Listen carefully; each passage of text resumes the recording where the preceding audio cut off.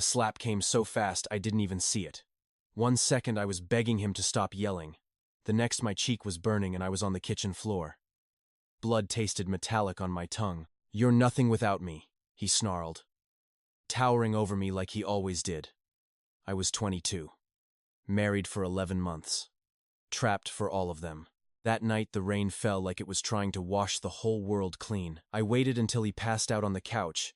Then I grabbed the small backpack I'd hidden under the bed, 2 changes of clothes, my ID, and $43.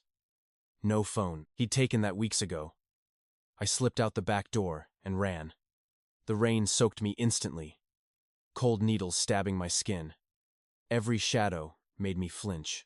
Every car that passed felt like him coming to drag me back. I kept running until my lungs burned and my legs gave out under a bus shelter 2 towns over. I curled into a ball on the metal bench and whispered the same words over and over. I'm free. I'm finally free. But freedom tasted like fear and freezing rain. The next 3 months were a blur of survival I still can't talk about without shaking. I slept in parks, under bridges, once in the back of an abandoned laundromat where the dryer vents kept me from freezing to death. Shelters turned me away when they were full. I ate whatever I could find in trash cans or what kind strangers gave me at the back doors of restaurants. The bruises on my arms faded, but the ones inside grew darker. Every night I woke up gasping. Sure, I heard his footsteps. I stopped looking in mirrors because the girl staring back looked like a stranger, hollow eyes, cracked lips, shoulders permanently hunched like I was still waiting for the next hit. I kept thinking, how did I let this happen? How did I lose myself so completely? Then one gray afternoon in the public library, while I was charging my cheap burner phone and trying not to cry in front of the librarian, I saw the listing. Historic Victorian house, $1. Buyer must live on site and make basic repairs within 30 days. Foreclosure program. Quiet small town, 2 hours north. $1. It sounded like a cruel joke, but I had $78 to my name and nowhere left to run. My hands trembled as I dialed the number. 2 days later, I was on a bus with a one-way ticket and a folder of papers that made the falling down house officially mine. When I first stepped inside, the smell of damp wood and forgotten years wrapped around me like an old blanket. Dust danced in the slanted light coming through cracked boards. Floorboards groaned under my sneakers like they were complaining about being woken up. Wallpaper hung in sad strips, and the kitchen faucet dripped a slow, lonely rhythm. It was dark. It was freezing. But it was mine. I slid down the wall, hugged my knees, and cried until my whole body hurt. For the first time in months, I wasn't sleeping outside. I started fixing what I could with nothing but hope and whatever I could scavenge. I taped plastic over the worst roof leaks. I scrubbed floors on my hands and knees until my palms bled. At night, the house came alive. Creaks echoed upstairs even though I was alone. Wind moaned through the chimney like someone sighing. I told myself it was just an old building settling. But sometimes I woke with my heart hammering. Certain someone was walking the halls. 3 weeks in, while prying off ugly green wallpaper in the upstairs bedroom, my fingers brushed something smooth behind the plaster. A small wooden box had been sealed into the wall decades ago. Inside were yellowed letters, faded photographs, and a thick leather journal. The handwriting made my breath catch. It was elegant, careful, the same looping style my mother used to copy when I was little. Page after page told the story of a woman who had run from her own violent husband in 1987. She wrote about the fear, the bruises, the way she lost herself until this house became her hiding place. If you're reading this, one entry said, you're the next strong one. The house always knows.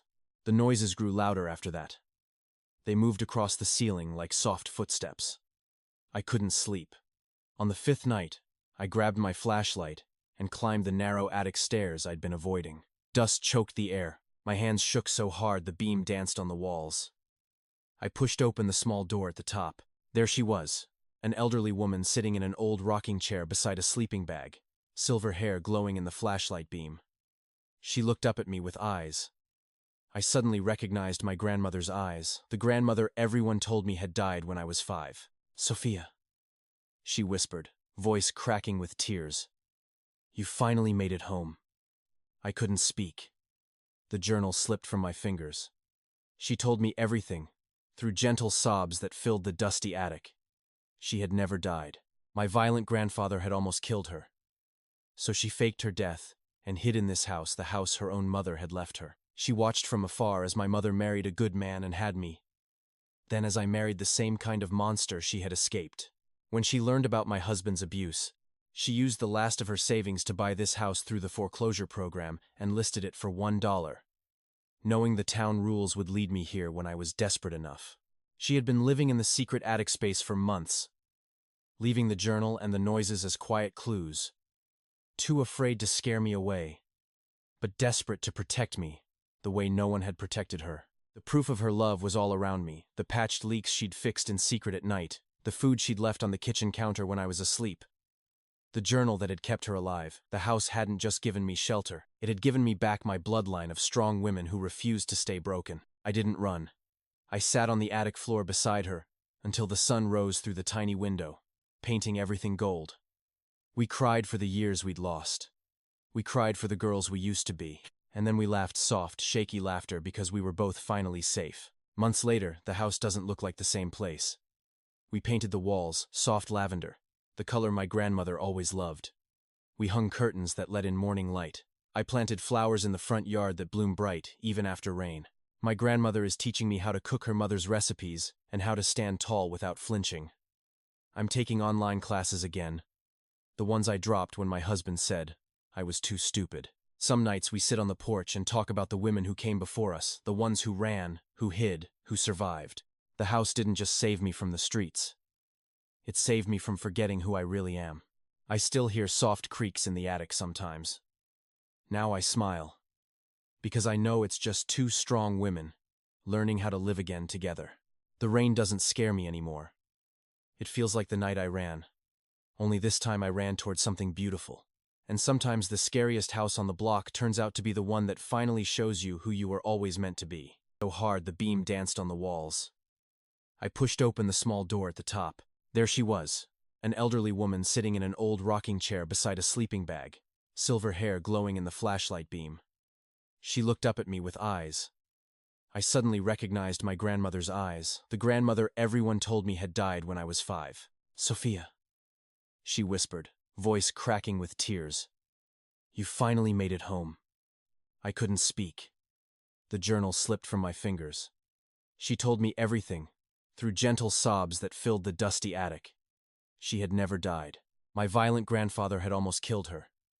So she faked her death and hid in this house, the house her own mother had left her. She watched from afar as my mother married a good man and had me. Then as I married the same kind of monster, she had escaped. When she learned about my husband